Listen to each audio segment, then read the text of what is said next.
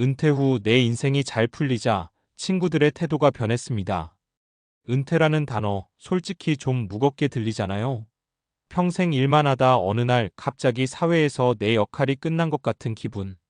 주변에서도 이제 좀 쉬어야지 하면서도 뭔가 애매한 시선이 느껴지는 그 순간. 그런데 더 당황스러운 건 은퇴하고 나서 내 삶이 오히려 더 잘 풀리기 시작하니까 예전 친구들이 이상하게 변하더라고요. 연락이 뜸해지거나 은근히 질투 섞인 말을 한다거나 심지어 운이 좋았다는 식으로 말하는 사람도 있었죠. 처음엔 당황스러웠어요. 내가 뭘 잘못했나 싶기도 했고요. 하지만 시간이 지나고 나서야 알았어요. 은퇴라는 건 끝이 아니라 새로운 시작이라는 걸. 오히려 내가 준비를 잘 해놨기 때문에 그 새로운 시작이 성공적일 수 있었던 거고요. 오늘은 그 이야기를 좀 해보려 해요.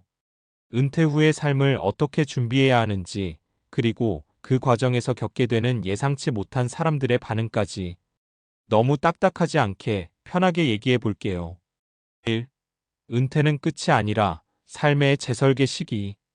은퇴란 단어를 듣자마자 많은 사람들이 노후, 쓸쓸함, 경제적 불안부터 떠올리죠.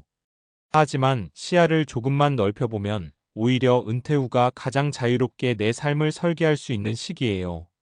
직장 다닐 때는 시간도, 체력도, 심지어 감정도 회사에 많이 빼앗겼죠. 은퇴 후에는 그 모든 것이 내 것이에요. 중요한 건 그걸 어떻게 쓰느냐에 따라 완전히 다른 인생이 펼쳐진다는 겁니다. 그래도 돈이 있어야 뭘 하지? 라고 생각하신다면 그건 절반만 맞는 말이에요. 돈도 중요하지만 더 중요한 건 준비된 마인드예요. 2. 은퇴 후 성공적인 삶을 위한 3가지 준비. 경제적 준비. 작은 자산이 있어도 굴릴 줄 알아야. 많은 사람들이 은퇴 준비라고 하면 연금, 부동산, 예적금만 생각해요. 물론 그것도 중요하죠.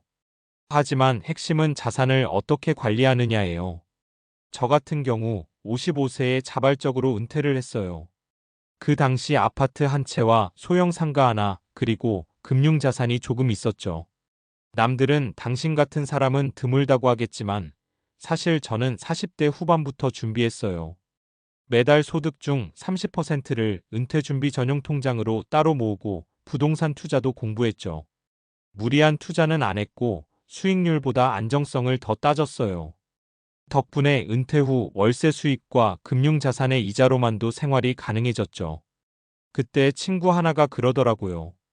넌 운이 좋았네. 그때 샀던 상가가 잘 된 거잖아. 근데 진짜 운이었을까요? 아무 준비 없이 그런 결과가 나왔을까요? 관계의 재정립. 친구는 같아도 거리감은 달라진다. 이 부분은 생각보다 더 민감해요. 은퇴하고 나니까 평소에 자주 보던 직장 동료들과는 자연스레 멀어졌어요. 대신 개인 시간은 많아졌죠. 그런데 막상 연락 돌려보면 다들 바쁘다며 자리를 피하더라고요. 그중 몇몇 친구들은 은근히 비교도 했어요. 그렇게 일찍 은퇴해서 안 심심해? 애들은 다 컸어? 너 요즘 뭐 하면서 지내? 말은 걱정처럼 하지만 말투에 뭔가 기분 묘한 게 느껴지죠? 시간이 지나면서 깨달았어요. 관계도 업그레이드가 필요하다는 걸.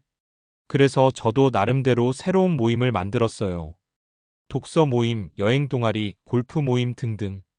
공통의 관심사를 가진 사람들과 연결되다 보니 예전보다 더 건강하고 긍정적인 에너지를 주고받게 되더라고요. 정체성 회복. 나는 이제 뭐 하는 사람인가? 직장에 다닐 때는 명함 하나면 내 정체성이 정리됐어요. 회사 팀장입니다. 근데 은퇴하고 나면 이 질문이 다시 돌아와요. 나는 이제 누구인가? 이 질문이 생각보다 중요해요. 저는 은퇴하고 나서 처음 6개월간 아무것도 안 했어요.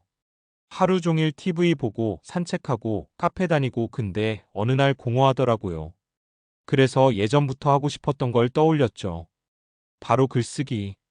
소소한 일상을 블로그에 올리기 시작했고 주변 은퇴자들의 이야기도 인터뷰에서 정리했어요. 지금은 지역 커뮤니티 칼럼도 연재하고 있죠.